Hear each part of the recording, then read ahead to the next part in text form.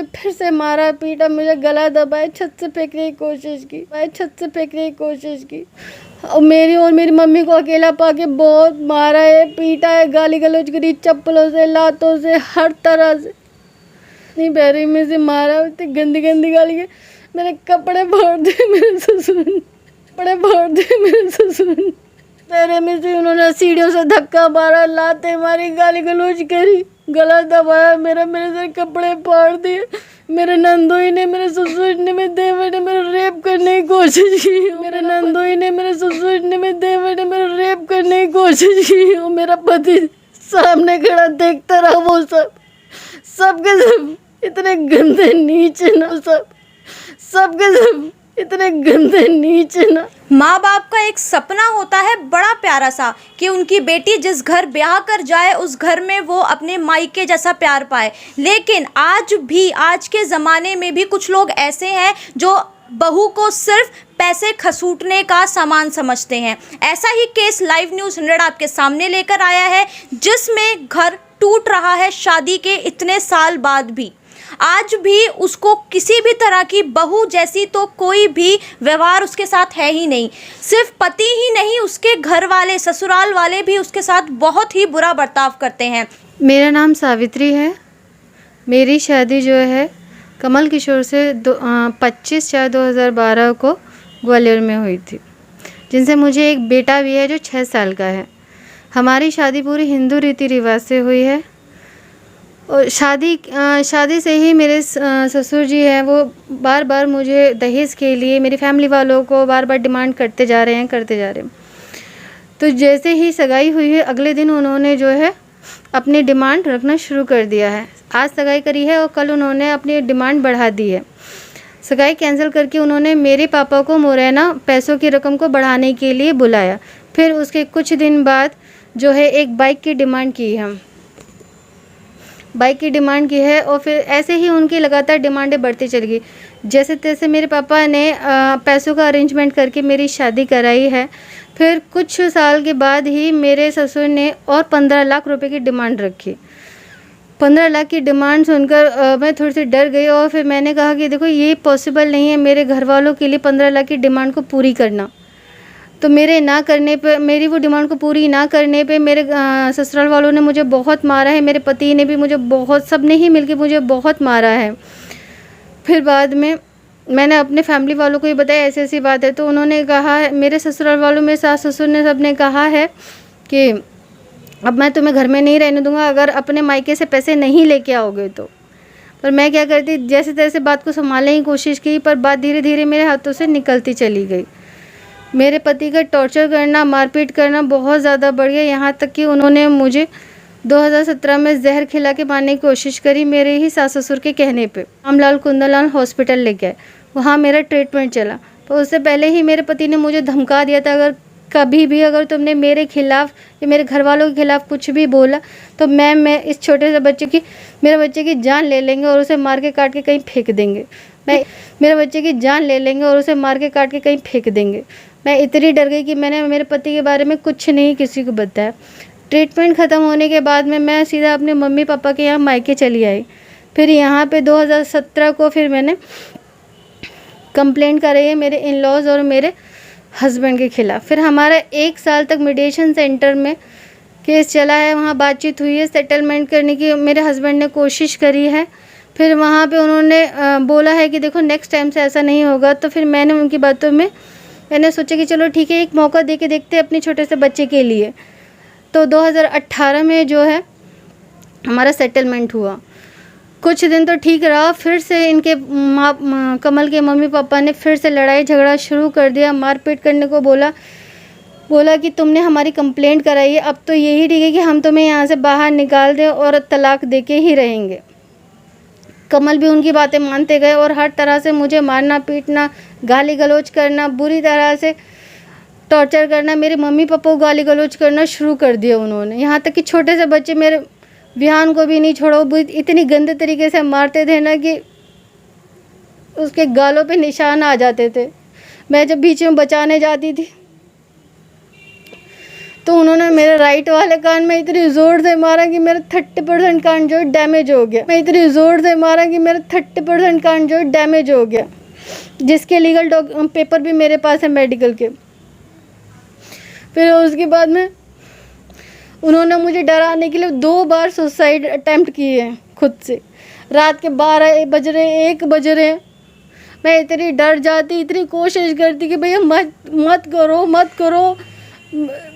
मैं कैसे डिवोर्स दूँ? मैं छोटे से बच्चों को लेके कहाँ जाऊँगी मैं? वो नहीं मानते थे। इतना ज़्यादा डराया जाता था, इतना ज़्यादा कि मैं किसी को कुछ बोल नहीं सकती थी। मेरे ससुर मुझसे इतनी गंदी बातें करते थे कि बहुओं को तो,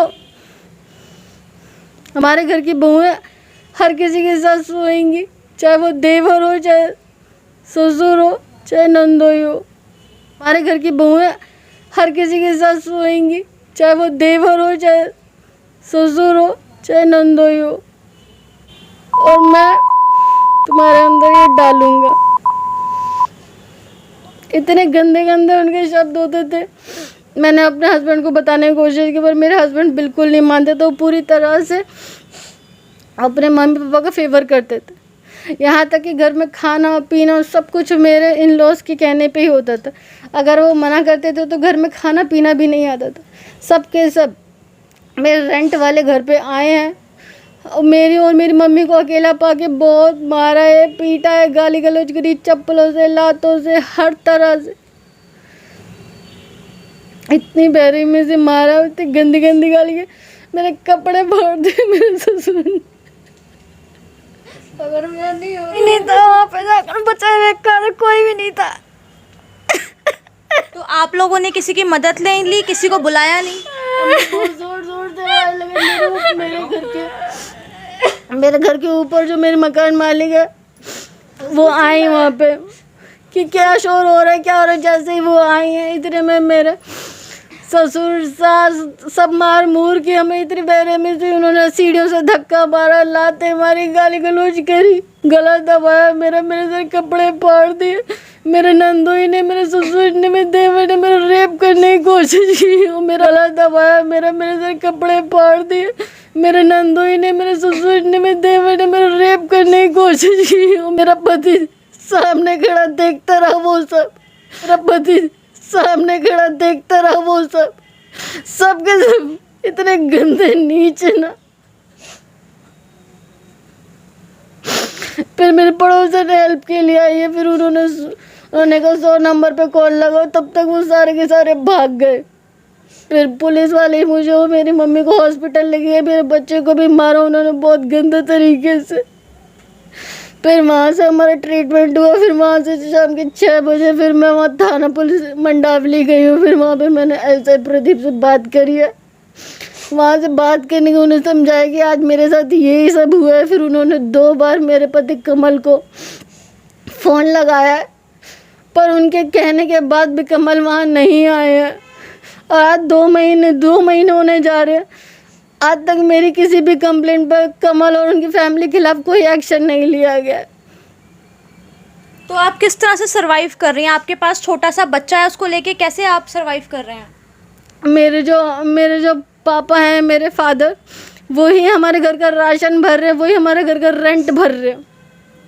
और बच्चे की पढ़ाई? वो भी मेरे पति ने ख़त्म करवा दी, नेट कटवा दिया, फीस नहीं भरी। मेरे पास किसी तरह की कोई भी अमाउंट की फैसिलिटी नहीं है। आपने अपने पक्ष में जो सरकारी कदम उठाए हैं, आपने FIR लिखवाई है, वुमेन हेल्प सेल में आपने हेल्प ली है? मैंने कंप्लेंट डाली थी, पर उनके खिलाफ अभी तक कोई भी मेरे पास ना तो फ़ोन आया है, ना ही कमल के खिलाफ कोई एक्शन लिया गया है। कितना टाइम हो गया आपको रिपोर्ट लिखवाए हुए? मैक्सिमम अभी मुझे 2 महीने होने जा रहे हैं। तो 2 महीने के अंदर उन्होंने आपके साथ, आपके लिए कोई भी हेल्प नहीं करी है? कोई हेल्प नहीं करी है। मैं हर जगह जाती कहते कि नहीं अभी कोरोना का टाइम चल रहा है, कोई सुनवाई। किसी की बेटी सिर्फ 7 सौ के बच्चा पैदा करने को होती है क्या? हाँ, क्या जब बच्चा पैदा हो जाता तो उसकी पढ़ाई, उसका खर्चा कोई मायने नहीं रखता? क्या उसकी जिम्मेदारी सिर्फ घर की हाउस वाइफ पे ही होती है? कहाँ से करेगी हाउस वाइफ? हाँ, शुरू में बोला जाता है नहीं बांझ है बांझ है बांझ है, जब बच्चा पैदा कर लो तो उसे छोड़ के चले जाते हैं। क्या आपके हस्बैंड का कहीं पे कोई अफेयर है? क्या आपको ऐसा कुछ मालूम है? यस, उनकी वो पहले भी बिना बताए 2 बार जो है रात के अंधेरे में भाग के चले गए हैं और कुछ दिन बाद लौट के आते हैं। उनका अफेयर भी है। आपने कभी इस बारे में उनसे बातचीत करी है? बातचीत नहीं करी है। वो कहते हैं कि देखो मैं तुम्हें छोड़ना चाहता हूँ, मारना चाहता हूँ, क्योंकि मैं जो है किसी और से शादी करना चाहता हूँ। और ये सब चीज़ें जो है मेरे सास ससुर जानते हैं और पूरी तरह से उनका सपोर्ट कर रहे हैं, ताकि वो दूसरी जगह शादी करके फिर से दहेज ले और फिर से किसी और को परेशान करे। तो वो आपको इस तरह जो मेंटली डिस्टर्ब कर रहे हैं इसीलिए ताकि आप खुद से उन्हें डाइवोर्स दे दें? हाँ जी, ताकि मैं खुद से उन्हें डिवोर्स दूँ। वो यही ट्रिक अपनाते। पहले भी उन्होंने मेरी चाची सास के साथ भी यही सब किया है। मेरी चाची सास जो है वो 2 बच्चों के साथ काफ़ी सालों तक 2-3 सालों तक मायके में बैठी रही हैं। जब उन्होंने उनके लिए भी बहुत ज़्यादा परेशानी हो गई तो फिर वो घर आके उन्होंने भी फिर इसी तरह का कुछ ऐसा किया। तो अब आप मीडिया से, प्रशासन से क्या क्या गुहार लगाना चाहती हैं? मेरी 2 महीने होने जा रहे। मेरा हस्बैंड जो है अपने होम टाउन अपने फादर के पास में है। मैंने कंप्लेंट कराए हुए मुझे आज 2 महीने होने जा रहे हैं और मुझे कहीं से भी पुलिस वालों की तरफ से, प्रशासन की तरफ से कोई हेल्प नहीं मिल रही है। इस बीच मैं और मेरा बच्चा किस तरह से सरवाइव कर रहे हैं मैं बता नहीं सकती हूँ। बहुत बुरी कंडीशन हो रही है। मेरे मकान मालिक को बोला जाता है इनको यहाँ से घर से बाहर निकाल दो। ना मेरे पास खाने को है, ना बच्चे की पढ़ाई को है, ना सर पे छत है, कुछ नहीं है मेरे पास, कुछ भी नहीं। तो अभी आपकी मांग क्या है? मैं यही चाहती हूँ कि मैं मेरे बच्चे के साथ अब अलग घर में रहूँ। मुझे छत चाहिए, क्योंकि मैं कहाँ रहूँगी मेरे बच्चे को लेके। यूं ही बने रहें, ताज़ा तरीन खबरों के लिए बने रहे लाइव न्यूज़ 100 के साथ। मैं हूं नितिका, कैमरामैन अनूप के साथ।